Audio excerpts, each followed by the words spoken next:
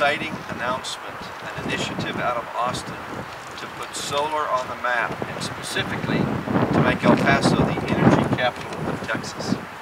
What is coming in this country is energy independence. For years now, we've written checks to the Middle East, Venezuela, $1 trillion a year that we can keep here, keep in this country to power our cars, our homes, our factories. And what we will pass in the Texas legislature this session is an exciting package of solar bills that will set the way, the path for this to happen in El Paso. Imagine this. Imagine that one day right there on El Paso High, on the roof of El Paso High, there's solar panels that are generating electricity that fuel all of the electricity needs for El Paso High, that lower the cost of energy at El Paso High to zero and save taxpayer money. Imagine that on your own house, and that one day you can sell that energy back to the electric company so they can use it at Fort Bliss. Imagine a day when cars using electricity coming from the sun are powered by electric stations where you stop to get your car filled up with electric power. Sounds like it's far off? It's not.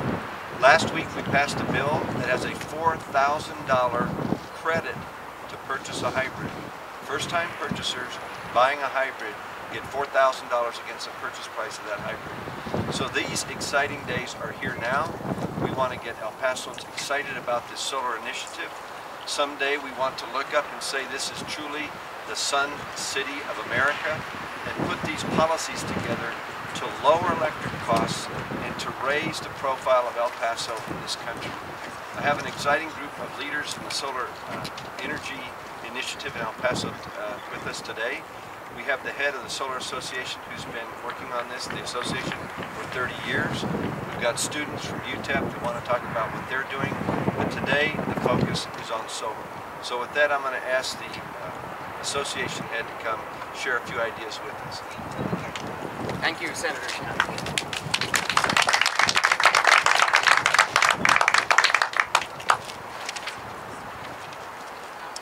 I appreciate everybody coming here today, and I would like to say on behalf of the El Paso Solar Energy Association that we support Senator Shapleigh's package of 7 bills completely and strongly.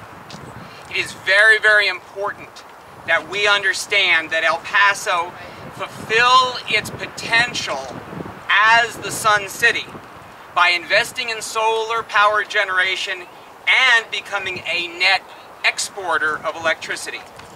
The El Paso region is perfectly positioned to lead the state, the region, the country, and even the world in solar power generation. The El Paso Solar Energy Association has been operating since 1978, and we are the oldest continuously operating local solar organization in the entire United States. And I speak to you today not only as its Vice President and head of initiatives regarding these matters, but also as a concerned citizen and as a professional who's been involved in this area for quite a long time. Senator Shapleigh's legislation leads us in the direction of adopting the best practices that have been put in place by cities across this country, but then going further because our potential is so much greater. Now, I've been asked to mention a bit about my background of how I came to understand and care so much about solar energy. I could share with you my time with NASA working on supercomputers and software to model the atmosphere, weather, climate, and global warming. I could tell you of my 17 years around Silicon Valley in the business of developing creative technology for healthy ecology. But because there are people here representing the press corps, I want you to understand that you're doing an important service, and I'm going to talk about just 2 items from my background. In 1974, the El Paso Times did a story about me and my aspirations to bring computer technology to help us with our ecological problems. And it highlighted how important education is to solving our social problems. The cornerstone of El Paso is our educational system. Educating our next generation is so important. And all of the teachers and all of the good people in this community, it's time now to understand, yes, your investments in me 30, 35 years ago have come to fruition, but also your investments in your children now are so important. And in 2000, my views on solar energy made it onto national television. And what I said was, virtually all of the energy we have ever used on this planet has come from the sun, and virtually all the energy we ever will use on this planet will come from the sun.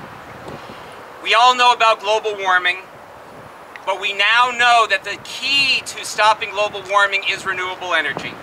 And the key and most important part of renewable energy for the long term is solar energy. And there is no place in the United States with more potential for solar energy than El Paso, Texas, and our region. So therefore, the legislation that our senator has proposed, such as building energy efficiency through SB 211 and LEED for public state buildings through SB 670, healthy buildings and healthy people, are very, very important. And that's going to save us all lots of money. And what's even better than saving money? And that's making money. By El Paso being a net exporter of electricity, we will bring tremendous amounts of money to El Paso in the future, and potentially could be our greatest industry in the future. So therefore, we are going to bring a healthier future for ourselves and our planet. We're going to do our part, and through Senator Shapleigh's bills such as net metering and SB 618, we're going to make it so that you can sell power to the grid and make money from it. And then through SB 620, we're going to have a much higher renewable goal, tripling by 2015 and 11 gigawatts that could, a lot of it, be produced right here by 2025. So what is important to understand is that beyond thinking about what our state and our country can do for us, it is time finally to begin to think about what El Paso can do for the world.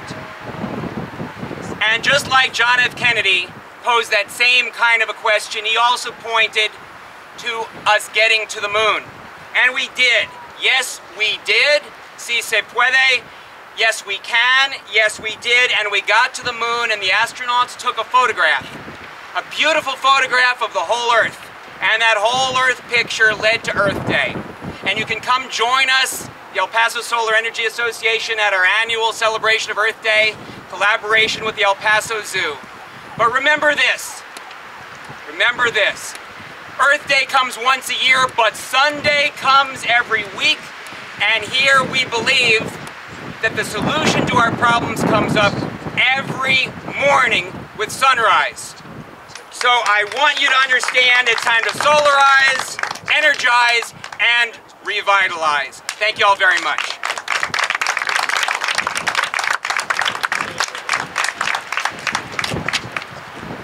Good afternoon. My name is Colleen Martindale. I'm a student at UTEP, a senior civil engineering student. My background in solar, I am working on a solar design project with a team, and what we're trying to do is encourage students to learn about sustainable energy, to include solar, wind, geothermal, anything of the sort, by creating an energy kiosk that we're going to place in the engineering lobby so that students can come up and learn. We've installed a weather station on the roof of the engineering building that will show you in real time the amount of solar energy coming into that spot that we are not utilizing. So our goal is to encourage students to work towards design, and in El Paso we're perfectly poised to do this. We've got more solar energy coming in than any other big city in the United States, and it is for that reason we support Senator Shapleigh's bills to promote solar energy, to encourage small business owners, residents, big companies alike to use solar in their workplaces and their homes to generate electricity and send that back to the grid, and to learn more about sustainable design.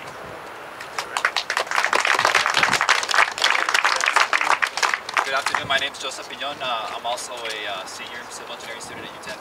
I am working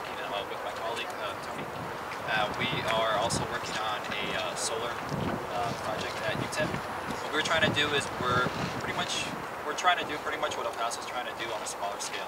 We want to harness the solar energy that's available that is not being harnessed currently, and we want to take it and put it back into the grid at UTEP, but we also want to use it to power electric vehicles that are used on campus. That is made possible actually by the progressive thinking and progressive legislation brought forward by Senator Shapleigh, and that is exactly what El Paso needs as well. Thank you very much.